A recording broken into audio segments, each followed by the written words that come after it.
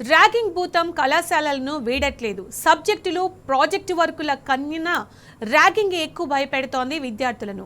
Ragging జాడ్యాన్ని అంతం చేశామని ప్రభుత్వం జబ్బలు చరుచుకుంటున్నా దానికి ఫుల్ స్టాప్ మాత్రం పడట్లేదు. తాజాగా నాగర్ కర్నూల్ మెడికల్ కాలేజీలో ర్యాగింగ్ తీవ్ర కలకలం రేపింది. చివరికి ర్యాగింగ్ చేసిన 4 విద్యార్థులపై కఠిన చర్యలు తీసుకునే వరకు వెళ్లింది వ్యవహారం. 15 రోజుల కిందట నాగర్ కర్నూల్ మెడికల్ కాలేజీలో ర్యాగింగ్ ఘటన జరిగింది. 4 సెకండ్ ఇయర్ స్టూడెంట్స్ మొదటి సంవత్సరం విద్యార్థిని ర్యాగింగ్ చేశారు. గోడ కుర్చీ వేయించి నానా రకాలుగా సతాయించారు. ఈ ఘటనపై ఫిర్యాదు అందడంతో కళాశాల క్రమశిక్షణ కమిటీ విచారణ చేపట్టి చర్యలు తీసుకుంది. ద్వితీయ సంవత్సరం విద్యార్థులు హేమంత్ చారి, దీపక్ శర్మ, కిషన్, అలోక్ గని అనే 4 ఏడాది పాటు కళాశాల నుంచి, హాస్టల్ నుంచి సస్పెండ్ చేశారు. అలాగే ద్వితీయ సంవత్సరం బ్యాచ్ మొత్తాన్ని 15 రోజుల పాటు సస్పెండ్ చేస్తూ యాక్షన్ తీసుకున్నారు. అకాడమిక్ ఇయర్ 6 నెలలతో పాటు థర్డ్ సెమిస్టర్ ఎగ్జామ్స్ కు పర్మిషన్ ఇవ్వకుండా వేటు వేశారు.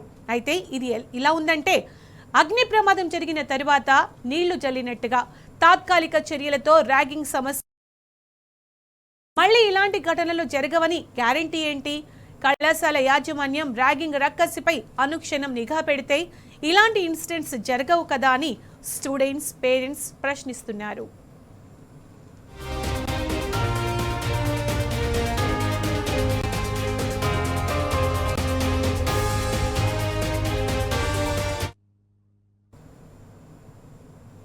జిఎంసి నాగర్ కర్నూల్లో assistant professor community medicine department, దాంతో పాటు నేను డెప్యూటీ వార్డెన్ కూడా హాస్టల్కి. సో మాకు ర్యాగింగ్ విషయం తెలిసిన తర్వాత ర్యాగింగ్ అవ్వబడిన విద్యార్థి అండ్ ర్యాగింగ్ చేసిన విద్యార్థులను పిలవడం జరిగింది.